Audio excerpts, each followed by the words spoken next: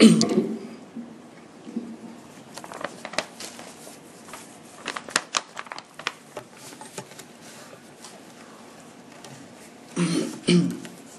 باللہ من الشیطان الرجیم بسم اللہ الرحمن الرحیم نحمدہ و نصلی علی رسول الکریم والمہدی الموعود العظیم۔ محترم صدر محفل عالی جناب سید برہان الدین راشد صاحب، محترم مہمان خصوصی جناب تشریف الحق جاوید صاحب، جناب عتیق بھائی صاحب، معزز خواتین و حضرات، السلام علیکم۔ آج ہم یہاں اس عظیم و شان شخصیت کا میلاد منانے کے لیے جمع ہوئے ہیں جن کے بارے میں رسول کریم صلی اللہ علیہ وسلم نے فرمایا تھا کہ اگر برف کے پہاڑوں پر سے بھی رینگ کر جانا پڑے تو جاؤ اور ان سے بیعت کرو۔ اللہ کا بڑا کرم ہے کہ ہم اس قوم سے وابستہ ہیں جس کے بارے میں سورہ المائدہ کی آیت نمبر 54 میں اللہ تعالیٰ فرماتا ہے، انگلش میں ترجمہ ہے، "O you who have believed, whoever of you should revert from his religion, Allah will bring forth in place of them a people he will love and who will love him, who are humble towards the believers, powerful against the disbelievers. They strive in the cause of Allah and do not fear the blame of a critic. That is the favor of Allah. He bestows it upon whom he wills, and Allah is all encompassing and knowing." ہم سب کو یہ معلوم ہے اور ہمیشہ ہم یہ سنتے آ رہے ہیں کہ یہ آیت کریمہ کا اشارہ قوم مدھویہ سے ہے۔ غور کرنے کی بات یہ ہے کہ اللہ تعالیٰ فرما رہا ہے کہ وہ ایک قوم کو لائے گا جو اس سے محبت کرے گی اور اللہ اس قوم سے محبت کرے گا۔ مقام کا اندازہ لگائیے اس قوم کے لوگوں کا جس سے اللہ محبت کرنے کا وعدہ کر رہا ہے۔ امامنا مہدی موعود الاسلام کی قوم کے لیے یہ آیت اشارہ ہے تو لازماً اللہ اس قوم سے محبت کرے گا۔ یہاں پر ایک باریکی ہے جس پر ہمیں غور کرنا ہے۔ میں چند باتیں یہاں پر کہنا چاہوں گا جس کی بنیاد پر ہم پھر یہ دیکھنے کی کوشش کریں گے کہ وہ قوم یعنی امامنا مہدی موعود السلام کی قوم جس سے اللہ تعالیٰ نے محبت کا دعویٰ کیا وہ کیسی تھی اور کیا اب ایسی قوم موجود ہے جسے اللہ تعالیٰ محبت کر سکتا ہے۔ امامنا مہدی موعود السلام کی بعثت ہم سب جانتے ہیں کہ ایسے وقت ہوئی جب کہ دینداری بھی دنیا کے مفاد کے لیے چل رہی تھی۔ ساری دنیا میں مسلمانوں کا معیار بد سے بدتر ہو چکا تھا اور اسلام کے رہنما سب دنیا داری میں پڑے ہوئے تھے۔ ایسے وقت امامنا مہدی موعود السلام کی بعثت ہوئی۔ بیان قرآن تو آپ کی بعثت کا عین مقصد تھا، لیکن اس کے علاوہ آپ کے مشن میں سب سے اہم بات یہ تھی کہ اسلام کو پھر اس طرح سے عمل کے ذریعے پیش کیا جائے جیسے کہ حضور کریم صلی اللہ علیہ وسلم کے وقت تھی۔ اس کے علاوہ امامنا مہدی موعود السلام نے خود فرمایا تھا کہ آپ بدعت اور رسوم کو مٹانے آئے ہیں۔ رسوم اور بدعت جو اس وقت معاشرے میں عام ہو چکے تھے وہ لوگوں کو صحیح اسلام کے راستے سے دور کرتے جا رہے تھے۔ یہی وجہ تھی کہ عالم اسلام اس وقت تقریباً کھوکھلا ہو چکا تھا اور اس کے بارے میں امامنا مہدی موعود السلام نے فرمایا تھا کہ دین صرف مجذوبوں میں رہ گیا ہے۔ امامنا مہدی موعود السلام نے اس دنیا کو پھر سے بتلایا کہ صحیح مسلمان کیسا ہوتا ہے، اس کے صفات اور اس کا عمل اور اس کی حقیقت کیا ہوتی ہے۔ آپ کے صحابیوں اور ان کے دائروں کو جب ہم دیکھتے ہیں تو ہم کو یقین ہو جاتا ہے کہ وہ جو مہدوی مسلمان تھے وہ قوم بے شک وہی قوم تھی جس سے اللہ تعالیٰ نے محبت کا وعدہ کیا تھا۔ ان لوگوں نے اللہ کی راہ میں ہجرت کی، جہاد کیا، مال و دولت و شہرت اور کچھ نے حکومتوں کو ترک کیا اور امامنا مہدی موعود السلام کے ساتھ شامل ہو گئے اور ایک بہترین زندگی گزاری جو ہر اعتبار سے اللہ کے حکم اور حضور کریم صلی اللہ علیہ وسلم کی اتباع پر سچی اترتی تھی۔ اب دیکھنا یہ ہے کہ ہمارے امام مہدی موعود علیہ الصلاۃ والسلام جیسا عملی نمونہ پیش کیے تھے اور رسوم اور بدعات کو مٹا کر ایک صحیح عمل کا نمونہ اپنی زندگی کے ذریعے اپنے خلفاء کے ذریعے جو بتا کر گئے تھے کس حد تک اب موجود ہے، اور اگر نہیں ہے تو کیا اب کی قوم یہ دعویٰ کر سکتی ہے کہ آیت جو ہم نے شروع میں دیکھی یہ ان کے بارے میں ہے۔ میں آج یہاں ایک محاسبہ کرنے کی جرت کر رہا ہوں، جس کے لیے ہم کچھ باتوں پر نظر ڈالتے ہیں اور دیکھتے ہیں کہ ہم اس سفر میں جو امامنا مہدی موعود علیہ السلام نے شروع کیا، جس کی پیروی کا دعویٰ کرتے ہوئے ہم مہدوی کہلاتے ہیں، ہم کہاں پہنچ گئے ہیں۔ پہلے تو میں ایک بات پر توجہ دینا چاہتا ہوں آگے بڑھنے سے پہلے۔ میں نہیں جانتا یہاں کتنے لوگ مجھ سے متفق ہوں گے، لیکن یہ میرا اپنا ذاتی خیال ہے جو میں آپ کے سامنے پیش کر رہا ہوں۔ ہمارے مجالس میں، جلسوں میں اور تقریباً ہر محفل میں ہم بہت روحانی باتیں کرتے ہیں، عالیت کے مقامات کی باتیں کرتے ہیں۔ ہم نبیوں اور پیغمبروں، حضور کریم صلی اللہ علیہ وسلم اور مہدی موعود علیہ السلام کے صحابیوں کے درجات کی باتیں کرتے ہیں۔ میں تنقید نہیں کر رہا ہوں، بس کچھ غور کیا ہے جو بیان کر رہا ہوں۔ ہم یہ کیوں نہیں بیان کرتے کہ وہ اس مقام پر کیسے پہنچے؟ کیا وہ عمل تھا؟ کیا وہ قربانی کا، اللہ کی محبت کا جذبہ تھا جس سے اللہ نے ان سے محبت کی اور ان کو وہ بلند درجات عطا کیے؟ یہ ایک بات ہو گئی۔ اس کے آگے بڑھتے ہوئے ہم درجات کا مقابلہ کرنے لگتے ہیں، اور کون سے صحابی کس درجے پر ہیں، کون اعلیٰ اور کون کمتر ہیں، یہ بھی اکثر ہماری گفتگو میں آ جاتا ہے۔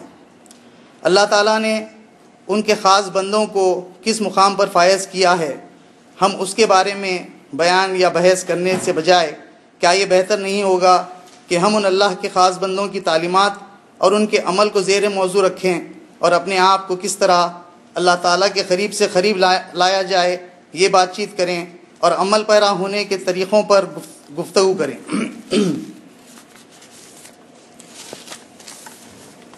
یہ تو مخصوص موقعوں کی بات ہو گئی۔ حد تو یہ ہو گئی ہے کہ عالموں کی بات تو دور، ہر آدمی کا اپنا اوپینین ہے ان معاملات کے بارے میں، جو شاید صحیح اعتبار سے دیکھا جائے تو عام و خاص کی گفتگو میں آنا ہی نہیں چاہیے۔ ہم حضور کریم صلی اللہ علیہ وسلم سے کتنی محبت کرتے ہیں اور امامنا مہدی موعود علیہ السلام کے بتائے ہوئے راستے کو کتنا مضبوطی سے پکڑے ہوئے ہیں، یہ تو نہیں جانتے، لیکن بحث میں ضرور شامل ہو جائیں گے کہ ان دونوں کا مقام کیا تھا، کیسے وہ ایک دوسرے سے الگ نہیں تھے۔ میں یہ پوچھنا چاہتا ہوں کہ اگر میں ان لوگوں کے بتائے راستے پر نہیں ہوں تو کیا فرق پڑتا ہے کہ میری نظر میں ان کا مقام کیا ہے؟ کیونکہ اللہ سبحانہ و تعالیٰ تو ہم سے پہلا سوال یہ کرے گا کہ تمہارا عمل کیا تھا، نہ کہ یہ سوال ہوگا کہ کیا تم محمد صلی اللہ علیہ وسلم اور مہدی موعود علیہ السلام کے مقام کو جانتے تھے۔ اللہ کا واسطہ ہے آپ سب کو کہ ان باتوں پر غور کریں، اور اگر میری بات میں کچھ بھی سچائی لگتی ہے تو پھر ہم سب پہلے اپنے آپ کو اور اپنی سوچ اور عمل کو سچا بنانے کی کوشش کریں، اور ساتھ ساتھ اپنے قریبی لوگوں جن سے ہم بنا جھجک بات کر سکتے ہیں ان کو یہ بات سمجھانے کی کوشش کریں، تو پھر شاید ہم ان باتوں پر زیادہ عمل کریں گے جن کی ہمیں اول پوچھ ہونے والی ہے۔ صرف اسی طرح ہم سچے مسلمان اور سچے مہدوی بن سکتے ہیں۔ میرا یہ ماننا ہے کہ ہمیں ضرورت ہی نہیں ہے ان باتوں پر مباحثہ کرنے کی، کیونکہ ہر انسان کی سمجھ کا معیار الگ ہے۔ ہم اس مقام پر عمل کے ذریعے اور اللہ سبحانہ و تعالیٰ کی محبت کے ذریعے پہنچیں جہاں ہم کو ان چیزوں کا علم اللہ کے فضل سے ہو جائے گا۔ اور ہمیں امامنا مہدی موعود علیہ السلام کا یہ قول بھی ضرور یاد رکھنا چاہیے کہ آپ نے فرمایا تھا کہ کچھ باتیں ایسی ہوتی ہیں جن کا جان لینا ایمان ہے، اور اگرچہ وہ زبان پر آ جائیں تو کفر بھی ہو سکتی ہیں۔ مثال کے طور پر ہم یہ بات کئی بار سن چکے ہیں کہ خدا ہو سو خدا کو دیکھے۔ اب اس بات کی تشریح ایک عام انسان کیا کر سکتا ہے؟ چنانچہ اگر ہم اس بات کو اور اس کی سمجھ کو اللہ کے فضل پر ہی چھوڑ دیں تو بہتر ہوگا۔ اب چند ہم ایسی باتوں پر غور کریں گے جو آج ہمارے معاشرے میں عام و خاص ہیں۔ کچھ لوگ مانتے ہیں اور کچھ لوگ نفی کرتے ہیں۔ یہ وہ باتیں ہیں جس کا اسلام سے کوئی تعلق نہیں۔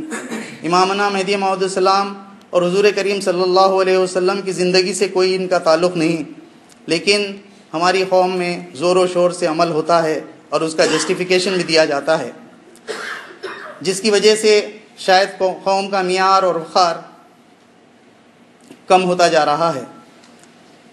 ان باتوں سے پہلے ہم کو یہ جان لینا ضروری ہے کہ امامنا مہدی موعود علیہ الصلوۃ والسلام بدعت اور رسوم مٹانے آئے تھے، اور قرآن اور حدیث میں یہ صاف طور پر لکھا گیا ہے کہ کوئی بھی کام ہو صرف اور صرف اللہ کی خوشنودی کے لیے ہونا چاہیے، نہ کہ اپنی نفس یا دنیا والوں کی خوشنودی کے لیے۔ اگر میں نماز پڑھتا ہوں اور دل میں یہ خیال آ جاتا ہے کہ اس کی وجہ سے لوگ مجھے اچھی نظر سے دیکھیں گے تو میری نماز ضائع ہو گئی۔ میں کتنی بھی خیرات کروں، اگر دل میں خیال آ جائے کہ لوگ مجھے اس وجہ سے عزت کریں گے تو وہ سب ضائع ہو گیا۔ کہنے کا مطلب یہ ہے کہ جو بھی کام ہم کریں اللہ کی خوشنودی کے لیے کریں، جس کی مثال حضور کریم صلی اللہ علیہ وسلم اور امامنا مہدی موعود علیہ السلام کی مکمل زندگی میں بھری ہوئی ہے۔ بدعت اور رسوم کی بات کر رہا تھا۔ اول تو یہ بہت ضروری ہے کہ ہم بدعت کو ڈیفائن کریں۔ موٹے الفاظ میں کوئی بھی ایسا عمل جو قرآن اور حضور کی سنت کی روشنی میں نہیں ملتا وہ بدعت ہے۔ امامنا مہدی موعود علیہ السلام کا ثبوت مہدویت مذہب ما کتاب اللہ و اتباع رسول اللہ صلی اللہ علیہ وسلم اپنے آپ میں ایک معجزہ تھا، کیونکہ کوئی اور انسان کے لیے یہ ممکن ہی نہیں تھا کہ وہ حضور کریم صلی اللہ علیہ وسلم کی کامل اتباع کرے۔ یہ تو اللہ کے فضل سے مہدی موعود علیہ السلام کی ذات اقدس سے ممکن ہوا۔ اور بندگی میاں عبدالرشید رحمۃ اللہ علیہ کی نقلیات کے مجموعے کی پہلی نقل ہمیں ہمیشہ یاد رکھنی چاہیے کہ مہدی موعود علیہ السلام نے فرمایا تھا کہ اگر آپ کوئی بات مجھ سے جڑی ہوئی سنو اور وہ قرآن اور سنت رسول سے نہ ملتی ہو تو یہ جان لو کہ وہ بات مجھ سے نہیں ہے، یا سننے والے نے غلط سن کر آگے بڑھا دیا ہے۔ چنانچہ کوئی بھی عمل جو امامنا مہدی موعود علیہ السلام نے نہ کیا ہو اور جس کی اجازت نہ دی ہو وہ عمل اگر شروع کیا گیا ہے تو وہ بدعت ہے۔ کچھ سوال یا باتیں میں اب جو کرنے والا ہوں اس کے بارے میں اگر کوئی بھی مجھے پختہ جواب یا معلومات دے سکے تو میں بے حد ممنون و مشکور رہوں گا۔ کئی مرتبہ میں نے کئی لوگوں سے رجوع کیا لیکن جواب اکثر ایموشنل ملا، نہ کہ ٹھوس بنیاد پر۔ ہمارے یہاں ایک رواج بن گیا ہے، کوئی کام نہیں بن رہا ہے تو کوئی مشورہ دے دے گا کہ بھائی 40 دن فلاں کی پائن پر چلے جاؤ، کوئی وقت بھی مقرر ہو جائے گا ظہر کے بعد یا عصر کے بعد، اور یہ یقین بھی کر لیا جاتا ہے کہ کام ان کا بن جائے گا۔ میں یہ قطعی نہیں کہنا چاہ رہا ہوں کہ زیارت یا حاضری کے لیے جانا غلط ہے، لیکن 40 دن ہی کیوں، اور عصر اور مغرب کے بیچ ہی کیوں؟ اور یہ کیوں نہیں کہ بھائی آپ سچے دل سے خلوص سے 5 وقت کی نماز کی پابندی کرو، ذکر کی پابندی کرو اور اللہ سبحانہ و تعالیٰ سے رجوع کرو، اللہ نے چاہا تو آپ کا کام بن جائے گا۔ اور وہ بزرگان دین جنہوں نے اپنی تمام زندگی اللہ کی خوشنودی کے لیے دنیا ترک کر کے گزار دی، کیا وہ ہمارے لیے دعا کریں گے جو ہم وہاں جا کر دنیا مانگ رہے ہیں؟ زیارت تو کر لیں گے 40 دن پابندی سے، لیکن کیا ان 40 دنوں میں پابندی سے اخلاص سے 200 نمازیں پڑھ رہے ہیں؟ نہ یہ کوئی سوچ رہا ہے نہ پوچھ رہا ہے۔ کیا یہ مہدویت ہے؟ اگر ہے تو کوئی مجھے سمجھائیے، اگر نہیں ہے تو پھر ہم اس چیز کو کیوں نہیں روکنے کی کوشش کر رہے ہیں؟ بورکھیڑے شریف میں پائن کے اطراف پلیٹ فارم بنا ہوا ہے، اور اکثر لوگوں کا ماننا ہے کہ پائن کا طواف کرنا کعبۃ اللہ کے طواف کرنے کے برابر ہے۔ اب یہ کیسے ہے ہمیں سمجھنے کی ضرورت ہے، اور یہ ہم دوسروں کو کیسے سمجھائیں گے ہمیں نہیں معلوم۔ کچھ مرشدین اسے غلط کہتے ہیں لیکن کوئی روکتا نہیں اس عمل کو۔ کیا یہ مہدویت ہے؟ ان اعمال میں اللہ اور اس کی خوشنودی کہاں ہے؟ یہ سب کیا ہے؟ امامنا مہدی موعود السلام نے تو ہمیں ایسی تعلیم نہیں دی تھی۔ آپ نے تو بی بی الا دادی رضی اللہ تعالی عنہا کی مزار مٹا دینے کا حکم دیا تھا، کیونکہ ان کی مزار پر ڈالے ہوئے پھول سوکھ نہیں رہے تھے۔ آپ کو ڈر تھا کہ لوگ پھر بدعات میں مبتلا نہ ہو جائیں۔ دوسری جانب بچہ پیدا ہوتا ہے، سارا خاندان گناہ میں مبتلا ہو جاتا ہے، چھلا چھٹی فلانا یہ سب رسوم اسلام کے باہر ہیں۔ پیدا ہونے سے پہلے گود بھرائی اور نہ جانے کیا کیا راجپوتانہ رواج ہیں، لیکن ہم مہدوی کرتے آ رہے ہیں، کوئی روکنے کی کوشش نہیں کر رہا ہے۔ بچہ بڑا ہوا، شادی کا موقع آیا، پھر منجا، مہندی، چوتھی، باجا، آتش بازی، انتقال ہو گیا۔ پھر اصال ثواب کے نام پر غیر ضروری رسوم، اور چوتھا، 10واں، 20واں چہلم لوازمات کے ساتھ، غریب فقراء کم اور دوست احباب رشتہ دار زیادہ۔ ایسے اصال ثواب سے تو بہتر ہے کہ ہم صرف فقراؤں کو کھلا لیں اور کوئی غریب بچی کی شادی کروا دیں یا کوئی بچے کی تعلیم مکمل کروا دیں، ثواب جاریہ کا کام ہو جائے گا۔ ہم ان چیزوں پر غور ہی نہیں کر رہے ہیں۔ دانستہ یا نادانستہ طور پر میں نے بھی ان میں سے کئی ایک چیزیں کی ہوئی ہیں، لیکن جب سمجھ میں آیا تو کوشش کرنا ضروری ہے کہ ان چیزوں کو روکیں یا کم از کم خود پھر مبتلا نہ ہو۔ آپ سب بھی جانتے ہیں کہ کئی ایسی اور چیزیں ہیں جن کے بارے میں اگر باتیں کرنے لگوں تو کتنا وقت لگے گا پتہ ہی نہیں، لیکن ایک کوشش کر رہا ہوں اس پلیٹ فارم پر ان باتوں کو لاؤں تاکہ ہم کچھ ٹھوس اقدام کر سکیں اور اپنی قوم کا وقار کو واپس لانے کے لیے جو ہو سکتا ہے کریں۔ امامنا مہدی موعود علیہ السلام نے فرمایا کہ با عمل مقبول اور بے عمل مردود، تو ہم کیوں نہ صرف سچا عمل کرنے کی کوشش کریں۔ اللہ سے دعا ہے کہ ہم سب کو صحیح راستہ دکھائے اور صحیح عمل کرنے کی توفیق اور طاقت عطا کرے۔ اللہ ہمیں وہ پختگی دے تاکہ ہم بدعات اور ہر برے رسوم سے محفوظ رہ سکیں۔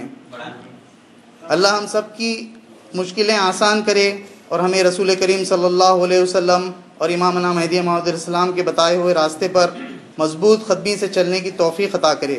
آمین۔ وآخر الدعوانا الحمدللہ رب العالمین۔